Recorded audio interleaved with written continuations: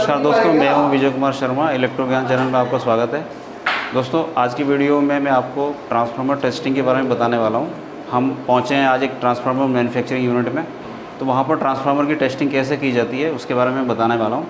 तो आज हम टेस्ट करेंगे एक 1000 kV का ट्रांसफार्मर है, उसमें हम देखेंगे कि कैसे ट्रांसफार्मर को टेस्ट किया जाता है। तो जो मेरे चैनल्स पर नए हैं प्लीज़ वीडियो में लास्ट तक बने रहें, क्योंकि आज का वीडियो बहुत इन्फॉर्मेटिव होने वाला है। दोस्तों, ये जैसे कि आप देख रहे हैं, ये ट्रांसफार्मर है। ये 1000 kV का ट्रांसफार्मर है जिसको हम टेस्ट करेंगे।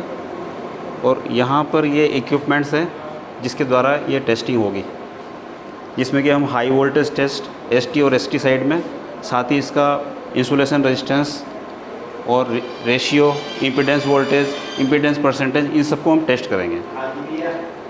एक मिनट वोल्टेज स्टैंड करेगा ट्रांसफार्मर में। हम एलटी साइड में 3 kV वोल्टेज को हमने दिया है और इस वोल्टेज को 1 मिनट तक स्टैंड करेंगे। जैसे कि आप यहाँ पे देख रहे हैं, ये वोल्टेज जो हमारी 3.1 kV वोल्टेज हम ट्रांसफार्मर में दे रहे हैं।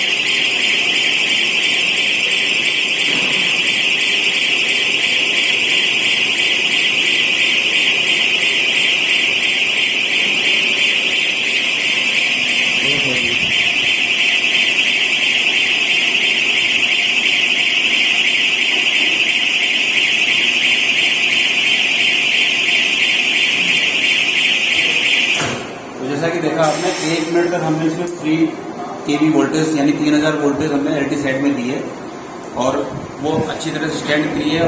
कोई हमारा सिस्टम क्लॉज नहीं हुआ है, इसका मतलब हमारा ट्रांसफार्मर ओके है। थोड़ा हाँ सर, आपका क्या नाम है? अभी जो बेड टेस्ट कर रहे थे वो क्यों जरूरी है?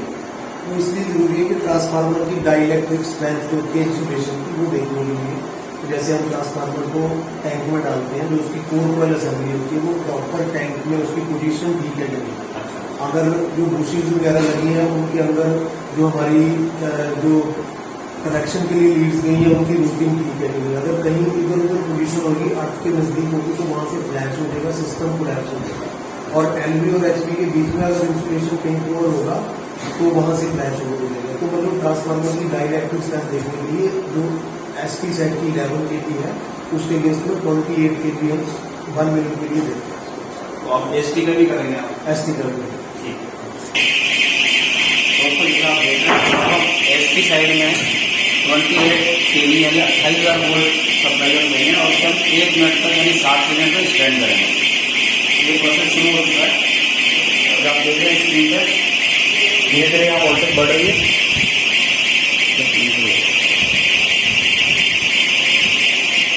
अभी 28,000 वोल्टेज के आसपास पहुंच चुका है। अभी से हम 60 सेकेंड तक ट्रांसफार्मर की एसटी साइड देंगे।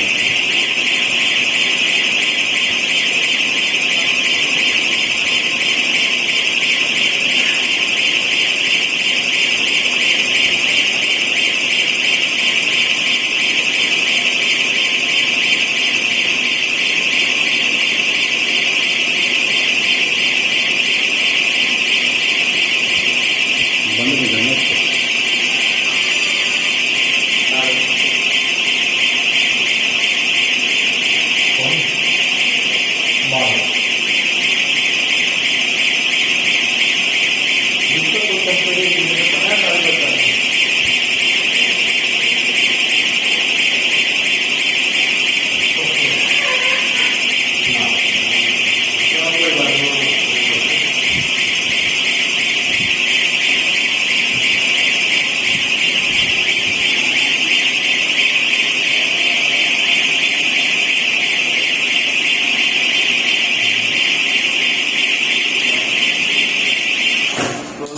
आपने देखा सक्सेसफुली ये टेस्ट भी हमारा कंप्लीट हो गया। इसमें हमने 28,000 वोल्ट यानी 28 kV वोल्ट हमने एसटी साइड में दी थी और वो 1 मिनट तक स्टैंड किए सक्सेसफुली। तो ये हमारा टेस्ट कंप्लीट हो चुका है। सर नेक्स्ट कौन सा टेस्ट करेंगे? इंड्यूस्ड। ठीक है, अब इंड्यूस्ड और वोल्टेज टेस्ट करेंगे, तो उसको हम देखते हैं। तो जैसा कि आप देख रहे हैं, जो वोल्टेज टेस्ट हम करेंगे वो एलटी साइड में करेंगे, इंड्यूस्ड और वोल्टेज टेस्ट। तो हमने केबल को एसटी साइड से खोल के, अब ये जो आप देख रहे हैं ये एसटी साइड है, ये एलटी साइड है, तो हमने ये एसटी से केबल को खोल के एलटी साइड में कनेक्ट कर दिया है। अब हम पैनल को देखते हैं।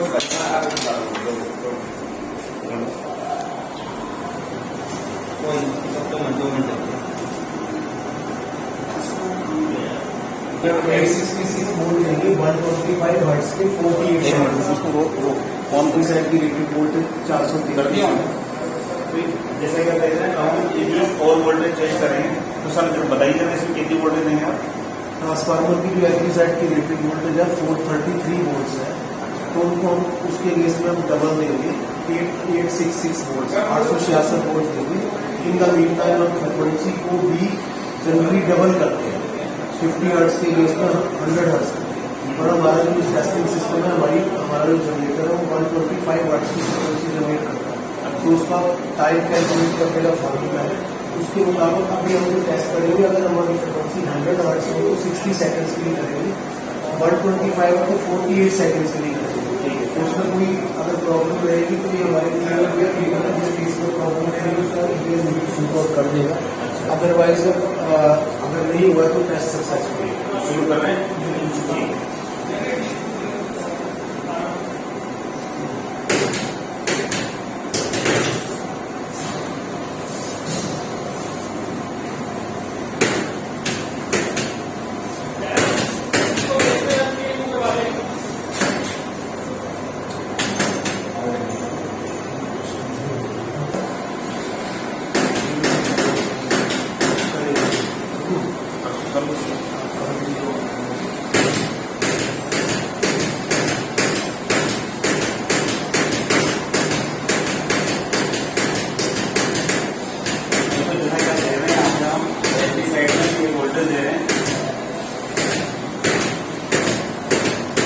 इसको हम 866 वोल्ट तक देंगे।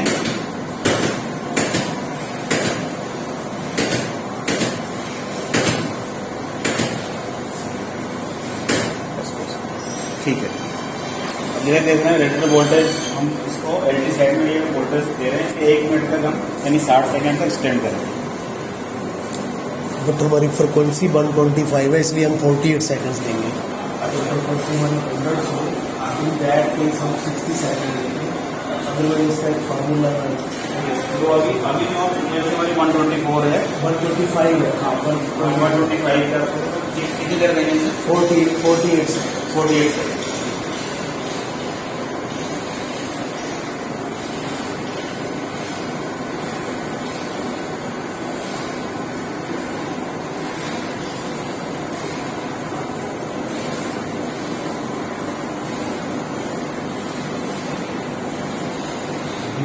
सेकंड का टाइम हो गया। अब हम इसको धीरे धीरे 0 तक ले जाएंगे। ये टेस्ट सक्सेसफुली कंप्लीट हो गया। जैसे कि आप देख रहे हैं टेस्ट सक्सेसफुली कंप्लीट हो चुका है। आप इसकी वोल्टेज को धीरे धीरे कम कर रहे हैं। अब सर नेक्स्ट कौन सा टेस्ट करेंगे? हम करेंगे कोर लॉसेस का टेस्ट, जो ट्रांसफार्मर के अंदर आयरन लॉसेस यही से हो जाएगा यहीं से। नेक्स्ट कोर लॉसेस टेस्ट करेंगे। Core losses means iron loss, copper loss, only iron loss. जो ट्रांसफार्मर के अंदर CRG है उसके अंदर जो लॉसेस है वो हम ट्रांसफार्मर को रेटेड वोल्टेज देंगे, रेटेड फ्रिक्वेंसी देंगे, तो उसके जो लॉसेस है और उसका जो मैग्नेटाइजिंग करंट एसटी साइड देंगे हम, एलटी साइड ST 11 के भी है वो, क्योंकि हर्ट्ज में 11 के भी देना पॉसिबल नहीं है। हाँ तो 433 वोल्ट्स देंगे 50 हर्ट्ज के, और ये हमारा पावर एनालाइजर है। इसके ऊपर हमारा जो उसका मैग्नेटाइजिंग करंट और जो दोनों लॉसेस है वो डिस्प्ले होगा।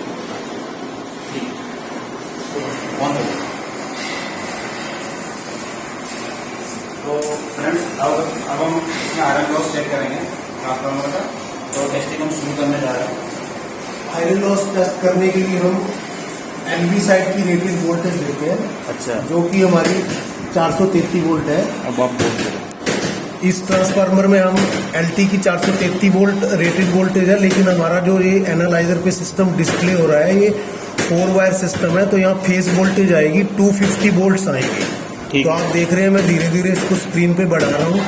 जब ये 250 वोल्ट्स तक पहुँच जाएगा तो हम इसकी रेटेड वोल्टेज इसको प्राइमरी सेकेंडरी साइड की चली जाएगी, तो तीनों फेसों का करंट आ जाएगा और आपको लॉसेज और पावर फैक्टर भी दिखाएगा। अभी ये बढ़ रही है, वोल्टेज पहुँच रही है धीरे धीरे। थोड़ी बहुत वेरिएशन आती है हर एक फेज में, उसको भी हम एडजस्ट करते हैं ताकि ऑलमोस्ट बराबर आए। अच्छा। अब आर फेज में थोड़ी कम आ रही है तो मैं इसको सेट कर रहा हूँ ताकि ये भी 250 आ जाए, 250 ये भी आ जाए। बढ़ गई, थोड़ी सी बढ़ गई है। दूसरे फेज से मैं कम कर देता हूँ। हमने ऑन एंड एवरेज देखनी होती है। वैसे अगर मैं इस पे जाऊँ तो अगर आप देखें तो ये 253 वोल्ट दे रहे हैं हम 250 के अगेंस्ट में, अच्छा। और हमारा जो मैग्नेटाइजिंग करंट है वो आ रहा है 3 एम्पियर्स, और जो हमारे लॉसेज है ये 521 वाट आ रहे हैं। अच्छा अच्छा। लेकिन हम रेटेड बिल्कुल इसको एग्जैक्ट करके देखते हैं, 250 पे देखते हैं। 250 पे देखिए कितना आ रहा है। 250 पे लॉसेज हमारे कितने आते हैं वो आएंगे। हाँ, ठीक है। ये देखिएगा 250 पे हमारे आ रहे हैं 504 वाट, 502 वाट। तो हमारे जो नो लोड है वो 502 वाट है, और नो मैग्नेटाइजिंग करंट है 2.82 है। अगर हम सारे फेसों का अलग अलग 2.82 एम्पियर है ना? एम्पियर है। ठीक है। तीनों फेसों का ये अलग अलग आ रहा है 2.32, 2.27, 3.82, तो ये इसकी एवरेज आ रही है 2.80। ठीक है। और ये इसका पावर फैक्टर है 0.48, 0.25, और एक फेस में ये थोड़ा माइनस भी जा रहा है। ये तो पावर फैक्टर कम क्यों आता है इस पे? क्योंकि इसमें हम लोड नहीं ना देते ट्रांसफार्मर के टोटली। ये इस समय बिना लोड के चल रहा है, तो पावर फैक्टर हमेशा इनिशियली कम ही होता कम ही है। है। ट्रांसफार्मर का अपना पावर फैक्टर कम होता है। इसके बाद जब इस पर हम लोड चलाते हैं तो इसका पावर फैक्टर बढ़ता है। तो ये है इसमें। तो ये नो लोड लॉसेस का टेस्ट हमारा कंप्लीट हो गया। टेस्टिंग के दौरान, नो लोड टेस्ट के दौरान हमने एलबी साइड की रेटेड वोल्टेज जैसा कि नो लोड टेस्ट हमने अभी किया है, तो सर से हम जानेंगे कि आपने ट्रांसफार्मर में कैसे कनेक्शन किए हैं और हमारी वैल्यू क्या है। हमने अभी जो एलबी साइड है वहाँ पे हमने 433 वोल्ट दिए हैं 50 हर्ट्ज पे, और आयरन लॉसेस जो सीआरजी के अंदर जो कोर के लॉसेस है वो आए हैं, वो हमारे 500 वाट आए हैं, और जो मैग्नेटाइजिंग करंट है वो 2.8 इतना इस टेस्ट में होता है। अभी इसको करने में हमने एलबी साइड में rated voltage at rated frequency, और उससे होता क्या है कि जो हमारे ट्रांसफार्मर में जो रेटेड फ्लक्स है वो इंक्रीज हो जाती है, ट्रांसफार्मर पूरा एनर्जाइज हो जाता है। तो अगर हम ट्रांसफार्मर पे कोई लोड ना भी चलाएं और उसको एनर्जाइज कर रहे हैं, तो ये जो 500 वाट है ये हमेशा उसके अंदर एनर्जी लॉस कंटिन्यूसली होएगा। नो लोड लोड है नहीं, लोड इतने लॉसेज आपके ही। और इसके दौरान हमने इसकी प्राइमरी को ओपन रखा है, सेकेंडरी को ओपन रखा, प्राइमरी को ओपन रखा, लेकिन प्राइमरी में 11 केवी इंक्रीज हुआ है। अच्छा। इधर से हमने 433 दिया तो उधर 11 केवी इंक्रीज हुआ है, लेकिन वो ओपन रखा। कॉपर लॉसेज का करेंगे, इसके लिए हम क्या करेंगे कि जो हमारी सेकेंडरी साइड है उसको हम कॉपर फ्लैट से शॉर्ट कर देंगे, और प्राइमरी साइड में रेटेड करंट फ्लो कराएंगे। जितना इस ट्रांसफार्मर का रेटेड करंट है 50% लोड, और उसके जो लॉसेज आएंगे वो हम नोट करेंगे, और साथ में टेम्परेचर नोट करेंगे, टॉप ऑयल का टेम्परेचर कितना रहेगा। उन लॉसेज को फिर हम 75 डिग्री पे कन्वर्ट करेंगे, तो हमारे लॉसेज आए, क्योंकि जो हम लॉसेज गारंटी करते हैं 75 डिग्री।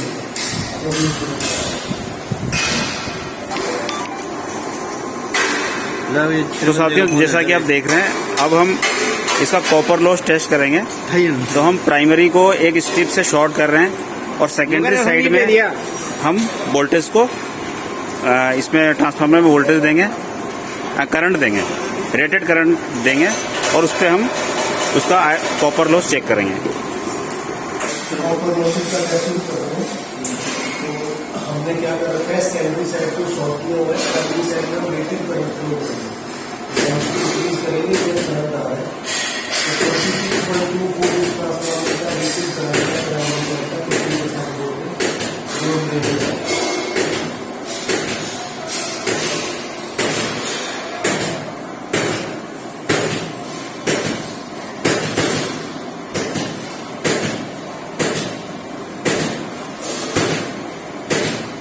एवरेज करंट 26.24 करेंगे, ये हो चुका है 26.24 एम्प्स आ चुके हैं।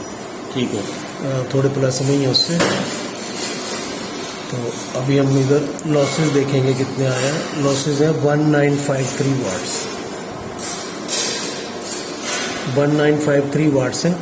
अब हम नीचे जो टॉप ऑयल का टेम्परेचर है उसको नोट करेंगे और इन लॉसेस को 75 डिग्री पे कन्वर्ट करेंगे, अच्छा जिससे हम फिर इसमें नो लोड ऐड करके देखेंगे कि हमारे टोटल लॉसेस 50% पे कितने आ रहे हैं। अच्छा। तो इस तरीके से ये हमारा कॉपर लॉसेस का टेस्ट है। P1 P2 P3 क्या है? ये पहले फेज पे वाट लॉस हो रहा है, दूसरे फेज पे हो रहा है, तीसरे फेज पे हो रहा है। ये थोड़ा सा अनबैलेंस इसलिए है वाट क्योंकि लॉस है। हाँ, जो वाइंडिंग के अंदर करंट फ्लो हो रहा है ना, क्योंकि यहाँ भी थोड़ा प्रॉपरली इसको पूरा बैलेंस नहीं होता, पीछे से वेरिएशन आती है। ऑन एन एवरेज हमने 26.24 U1 U2 U3 ये तीनों फेसों की वोल्टेज आ रही है। ये 114 वोल्ट। हाँ, 114, 125, 123, जो हम जब इतना करंट फ्लो करा रहे हैं तो उधर इतनी वोल्टेज आ रही है। अच्छा। हमने लॉसेस देखने हैं तो लॉसेस हमारे 50% पे ही आ रहे हैं, जो हमने लिख लिया 1964 वाट के करीब आ रहे हैं। अब हम नीचे जाके टेम्परेचर लेंगे। माइक देना, माइक। इसके जो थर्मोमीटर पॉकेट है टॉप पे, उसमें ऑयल डाला है, इसके अंदर भी ऑयल है, तो उसी मीडियम में हमने थर्मोमीटर डाला है। तो उसका जो टेम्परेचर इस टाइम आ रहा है वो 25.9 डिग्री आ रहा है। ठीक है। तो हमने टेम्परेचर नोट कर लिया 25.9 डिग्री 4 वाट से एट 25.9 डिग्री पे। हाँ। अब हम इसको 75 डिग्री पे कन्वर्ट करेंगे। तो इस ट्रांसफार्मर की वाइंडिंग जो है कॉपर वाइंडिंग है, तो कॉपर वाइंडिंग के केस में हम जो टेम्परेचर कांस्टेंट लिखते हैं वो 235 लिखते हैं। यहाँ रखना है आपको। 235 जो है टेम्परेचर कांस्टेंट है कॉपर वाइंडिंग के लिए। ये एज पर IS 1180 में इसको दिया हुआ है, उसी के अकॉर्डिंगली हम करते हैं। तो इसको जब हम 75 में कन्वर्ट करेंगे तो मेजर लॉसेस इंटू 235 प्लस 75, ये डिवाइडेड बाय 235 प्लस जिसके हमने लॉसेस करे हैं 25.9, तो ये आ जाएगा 2954 इंटू 310 डिवाइडेड बाय 2, ये हमारे आ जाएंगे 260.9।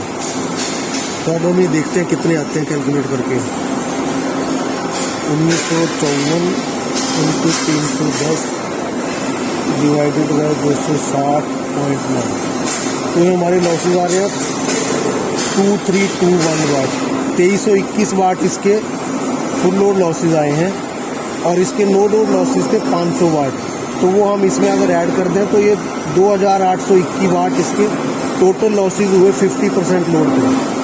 तो ये हमारा लेवल 1 का ट्रांसफार्मर है जिसकी जो रिक्वायरमेंट है इसके 3000 से ज़्यादा नहीं होना चाहिए 50% के losses.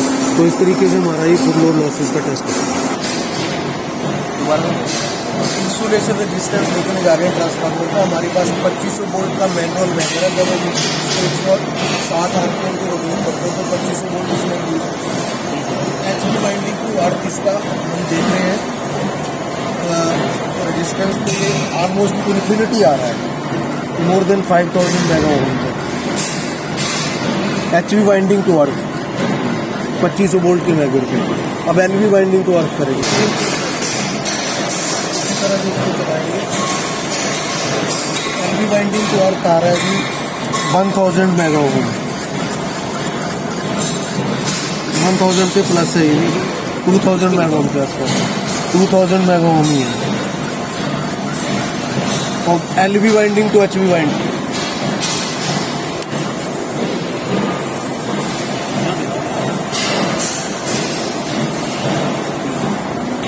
LV winding to HV winding ये भी मोर देन 2000 मेगा ओम। इसके साथ हम टेम्परेचर जरूर नोट करते हैं क्योंकि जैसे जैसे टेम्परेचर बढ़ता है तो इंसुलेशन रेजिस्टेंस कम होती है। अगर ठंडा होता है तो उस केस में ज़्यादा। तो जब भी हमने ये टेस्ट करना है इसका टेम्परेचर साथ में नोट करेंगे। तो किसी भी एक फेज में चेक कर लिया। हाँ, क्योंकि हमें रिक्वायरमेंट नहीं है, क्योंकि वो अंदर से डेल्टा बना हुआ उसका, उस साइड में अंदर से स्टार बना हुआ, तो अंदर से वो कनेक्टेड ही। आप किसी एक में तीनों में अलग अलग करेंगे रिजल्ट चाहिए।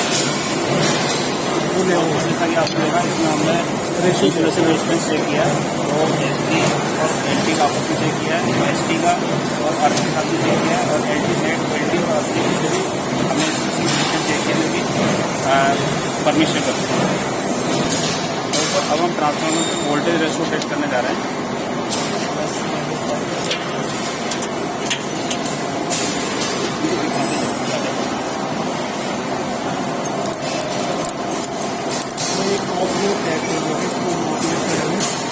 नंबर 1 पे मैक्सिमम रेशो आएगा, नंबर 5 पे मिनिमम आएगा। इसका मतलब ये होता है कि जब हम इसका टैप नंबर 1 नंबर पे रखेंगे तो हमारा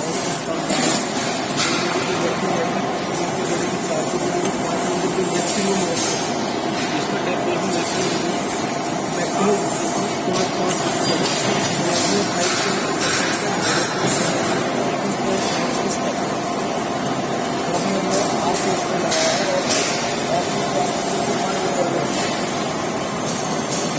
ये देखना आर साइज में लगा हुआ है और टैप देने की पोजीशन 1 नंबर पे है। इसका जो है +5%, उसके बाद 2 नंबर पे +2.5%, 3 नंबर पे नॉर्मल, 4 नंबर पे -2.5% और 5 नंबर पे -5% है। तो अभी हम आप देख रहे हैं ये आ रहा है 46.26, 1 नंबर पे है टैप। ये क्या शो कर रहा है? ये LV to HV टर्न्स का रेशो है, अच्छा मतलब कितना ये स्टेप डाउन करेगा ट्रांसफार्मर। ठीक है। अब टैप चेंजर 2 नंबर पे करिए तो ये आ रहा है 25.14। अब 3 नंबर पे करिए, 3 नंबर पे नॉर्मल है, ये बिल्कुल 0 पे है, मतलब इसमें कुछ प्लस में भी कुछ नहीं है, माइनस में भी कुछ नहीं है। तो जो इसका नॉर्मल रेशो होता है 44.03, ये थ्योरेटिकली कैलकुलेटेड 44 होता है, इस पर ±0.5 की टॉलरेंस रहती है। अच्छा। तो दोनों साइड में अपनी टॉलरेंस चल सकती है। तो 44.03 4 नंबर में 4 नंबर पे -2.5% आएगा, ये आ रहा है 42.92। और अब 5 नंबर पे करेंगे, 5 पे माइनस में 5% आता है, ये आ रहा है 41.8। सिमिलरली हम दूसरे पेशों का भी कर सकते हैं, इसका रिजल्ट सेम है।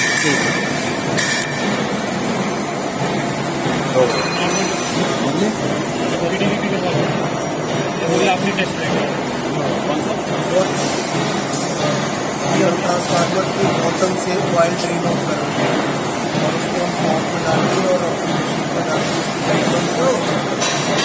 ट्रांसफार्मर वाइट की लाइट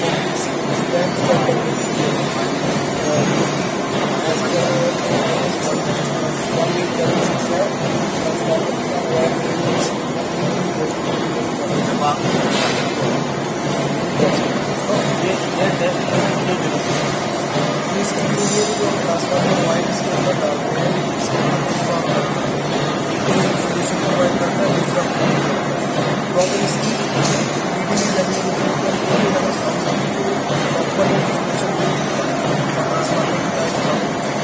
ट्रांसफार्मर अगर स्पाइड अच्छा है तो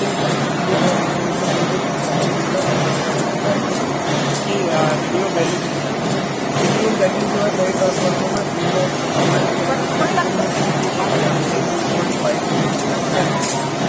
अगर 40 से कम है उसके बाद ऑप्शन है, मतलब जाकर आप कर सकते हैं।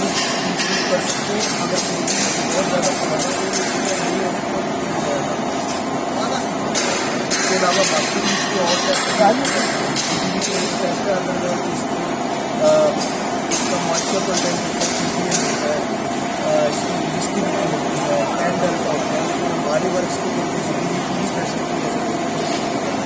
अभी जो सैंपल निकाल लिया वो ले गए थे, वो हमने वीडियो मशीन में रख दिया, ऊपर से रखा है ना, रखा हुआ है स्क्रीन के अंदर है, क्योंकि इसमें बहुत हाई वोल्टेज आती है। जैसा कि अंदर तो इसको इसको इसमें सैंपल रख दिया गया है। अब हम इसमें ब्रेकडाउन वोल्टेज टेस्ट करेंगे, वो नहीं रखना।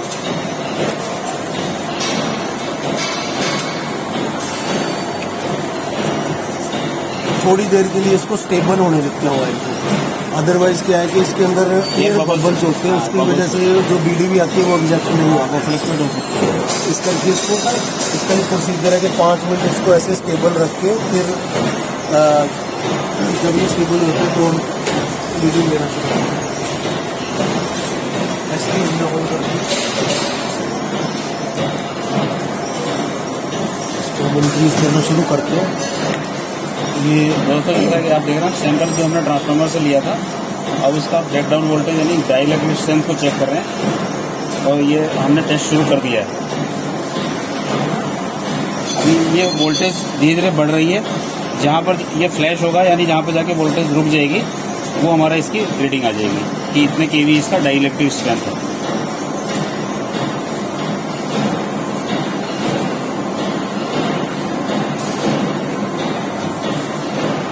62 kV के करीब ये जैसा कि आप देख रहे हैं 62 केवी इसकी रीडिंग आई है, यानी 62 केवी इसके डाई इलेक्ट्रिक स्ट्रेंथ है, यानी 62,000 वोल्ट पे जाकर ये फ्लैश आउट हुआ है। तो ये हमारी इसकी फ्लैश आउट जो ब्रेकडाउन वोल्टेज की रीडिंग आ चुकी है।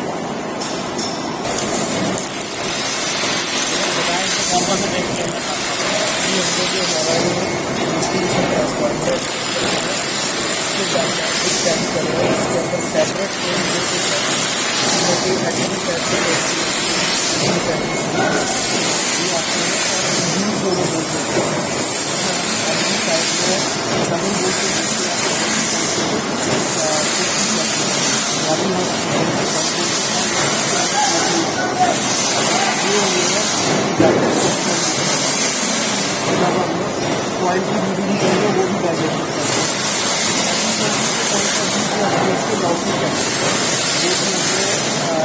साइड पे रेटेड साइड पे मतलब प्राइमरी उसको ऊपर रखता है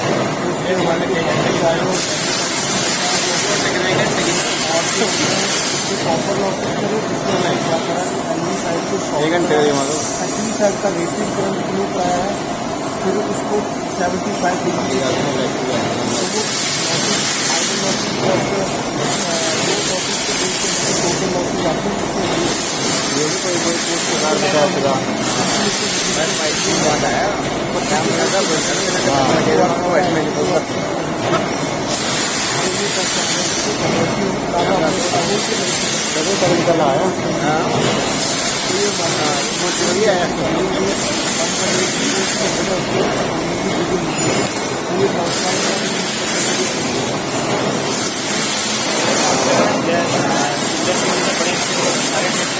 बताया और इस प्रकार आपको वीडियो अच्छा लगा होगा। आपको वीडियो अच्छा लगा तो प्लीज़ लाइक कीजिए, शेयर कीजिए और मिलते हैं किसी अगले वीडियो में।